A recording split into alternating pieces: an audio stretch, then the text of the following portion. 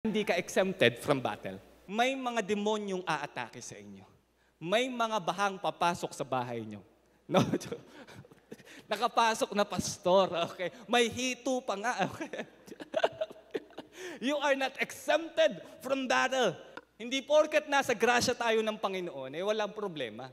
Ang battle mo, parte yan ng grasya ng Panginoon. Kaya hindi porket tumaharap ka sa battle, wala ang grasya ng Panginoon. No.